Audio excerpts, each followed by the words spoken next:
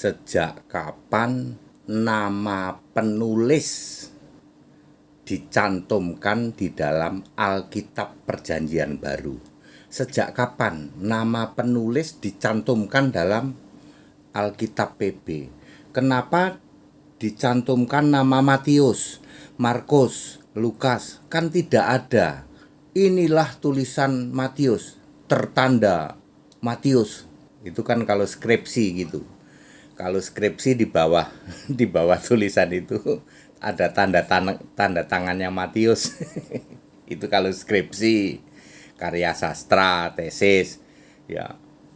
Markus, tanda tangan di bawah. Kapan hayo? Kapan nama penulis disebutkan di dalam Alkitab PB? Ya sejak Septuaginta tahun 70 Masehi. Loh kok mudah banget, Pak? Ya makanya belajar Alkitab sama HTD.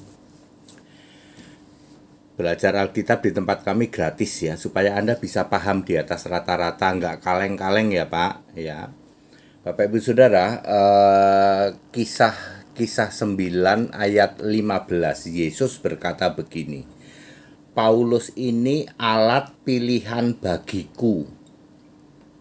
Nggak ada rasul lain yang dipilih dengan kata-kata alat pilihan bagiku, cuman Paulus tok. Nanti Paulus menjadi motor penggerak, translate dari Aramaik menjadi ke Yunani yang disebut Septua 7 Ginta 10 Masehi. Pada saat selesai penulisan Alkitab tahun 66 Masehi, Yesus sudah duduk di tata surga. Lalu selama 4 tahun diterjemahkan, sedangkan kitab-kitab tulisan Paulus yang jumlahnya 14, mayoritas sudah dalam bahasa Yunani, kecuali kitab Ibrani. Ibrani masih pakai Ibrani, lalu ditranslate ke Yunani. Yang lain baru ketahuan ini siapa nih? Oh ini Matius, oh ini punya kamu Matius gitu. Ditranslate ke Yunani, dikasih judul nama Matius, kitabnya Matius.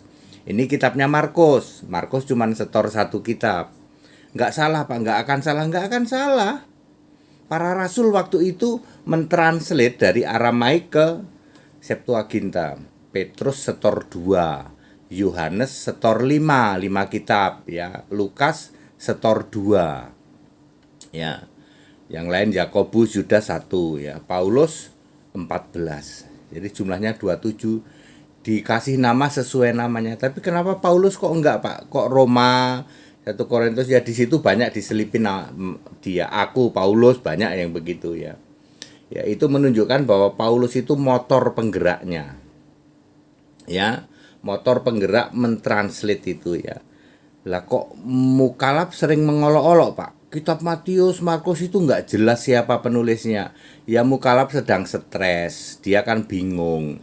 Sebuah kitab suci itu harus ditulis oleh nabi atau rasul. Dia bingung. Ya, iya ya. Satu-satunya kitab yang ditulis oleh nabi dan rasul cuman Alkitab.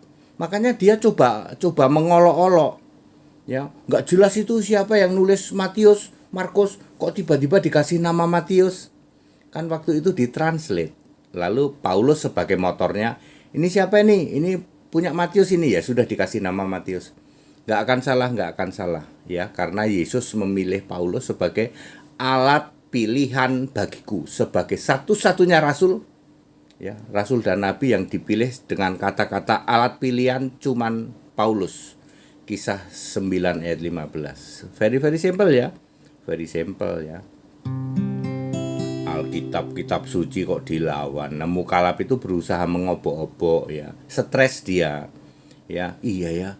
Satu-satunya kitab yang ditulis oleh nabi dan rasul cuman Alkitab. Makanya dia jatuh cinta sama Alkitab. Ya. Jatuh cinta nih ya. Ya. Banyak orang coba selidiki Alkitab, kitab suci. Kamu sangka olehnya bisa punya hidup kekal. memang benar adanya, sudah tertulis dalam kitab suci tentang Yesus Tuhan Allah Maha Kuasa.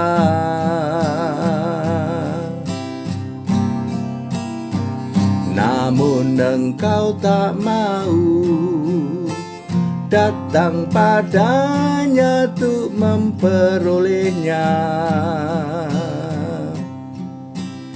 Anugerah selamat itu kau tetap binasa. Kepada saudara-saudaraku para mukalaf, kalau kamu jatuh cinta sama Alkitab, jangan ngobok-obok Alkitab, mending sembah Yesus. Selamat kamu. Ngobok-obok Alkitab nggak dapat pahala.